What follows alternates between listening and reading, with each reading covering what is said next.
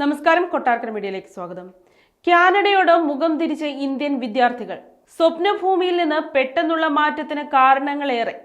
Covid മഹാമാരിക്ക് ശേഷം കേരളത്തിൽ നിന്നടക്കം 10,000-കണക്കിന് വിദ്യാർത്ഥികളാണ് കാനഡയിലേക്ക് ഉപരിപഠനത്തിനായി പോയത്. പെട്ടെന്ന് പാർട്ട് ടൈം ജോലി ലഭിക്കുമെന്നതിനൊപ്പം അനുകൂലമായ ഒരുപിടി ഘടകങ്ങൾ കാനഡയിലേക്ക് ഇന്ത്യൻ വിദ്യാർത്ഥികളെ ആകർഷിച്ചിരുന്നു.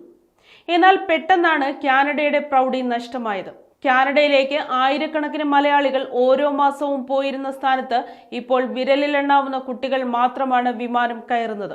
ശോഭനമായ ഭാവി പ്രതീക്ഷിച്ചു പോയിരുന്ന വിദ്യാർത്ഥികളിൽ ചിലർ മടങ്ങി വരുന്നതും വർദ്ധിച്ചിട്ടുണ്ട്. കാനേഡിയൻ സർക്കാരിന്റെ കുടിയേറ്റ നയമാറ്റവും ജോലി സാധ്യത കുറഞ്ഞതും അങ്ങോട്ടുള്ള ഒഴുക്കിന് വേഗം കുറയ്ക്കാൻ കാരണമായി. ജീവിത ചെലവ് പിടിവിട്ട് ഉയരുന്നു. കാനഡയുടെ വലിയ പ്രശ്നങ്ങളിലൊന്ന് വാടക അടക്കമുള്ള ജീവിത ചെലവ് കൂടുന്നുവെന്നതാണ്. കുടിയേറ്റക്കാരുടെ എണ്ണം കൂടിയതോടെ താമസ സൗകര്യം ആവശ്യത്തിന് ലഭിക്കാത്ത അവസ്ഥ സംജാതമായി. ഇത് തദ്ദേശീയരിൽ വലിയ പ്രതിഷേധത്തിന് ഇടയാക്കുകയും ചെയ്തു. വീട്ടുവാടകയ്ക്കൊപ്പം അവശ്യ വസ്തുക്കളുടെ വില വർദ്ധിക്കുന്നതും ഇന്ത്യൻ വിദ്യാർത്ഥികൾക്ക് പ്രതിസന്ധിയിലാക്കുന്നുണ്ട്. കാനഡയിലേക്ക് പോകാനുള്ള ചെലവ് വർദ്ധിച്ചതാണ് മറ്റൊരു പ്രശ്നം. ബാങ്ക് ലോണും വസ്തു പണയം വെച്ചുമൊക്കെ കാനഡയിൽ വിമാനം ഇറങ്ങുന്ന വിദ്യാർത്ഥിക്ക് ചെലവാക്കിയ പണം പോലും തിരിച്ചു പിടിക്കാനുള്ള അവസ്ഥയില്ല.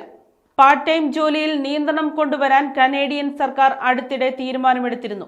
ഇത് വിദ്യാർത്ഥികളുടെ വരുമാനത്തെ ബാധിച്ചു. കാനഡയിലേക്ക് പോകാൻ തയ്യാറെടുത്തിരുന്ന പലരും ഇപ്പോൾ യൂറോപ്പിലേക്ക് തങ്ങളുടെ ലക്ഷ്യം മാറ്റുകയാണ്. ജർമ്മനിയാണ് ഇപ്പോൾ പലരുടെയും മുന്നിലുള്ള ബദൽ. കാനഡയ്ക്ക് പോകുന്നതിനേക്കാൾ പണച്ചെലവ് കുറവാണെന്നതും അവിടെ തൊഴിൽ ലഭിക്കുമെന്നതും അനുകൂല ഘടകങ്ങളാണ്. ജർമ്മൻ യൂണിവേഴ്സിറ്റികളിൽ പലതും വിദ്യാർത്ഥികളെ ആകർഷിക്കാൻ സ്കോളർഷിപ്പും നൽകുന്നുണ്ട്. കേരളത്തിൽ നിന്നടക്കം ജർമ്മനിയിലേക്ക് പഠിക്കാൻ പോകുന്നവരുടെ എണ്ണത്തിൽ വലിയ വർധനയുണ്ട്.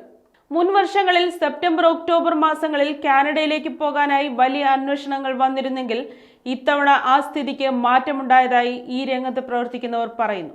കാനഡയിൽ അടുത്ത വർഷങ്ങളിൽ കുടിയേറ്റക്കാർക്ക് കൂടുതൽ നിയന്ത്രണം കൊണ്ടുവരുമെന്ന ഭീതിയും വിദ്യാർത്ഥികളെ വേറെ ഓപ്ഷനുകളിലേക്ക് ശ്രദ്ധ തിരിക്കാൻ പ്രേരിപ്പിക്കുന്നു.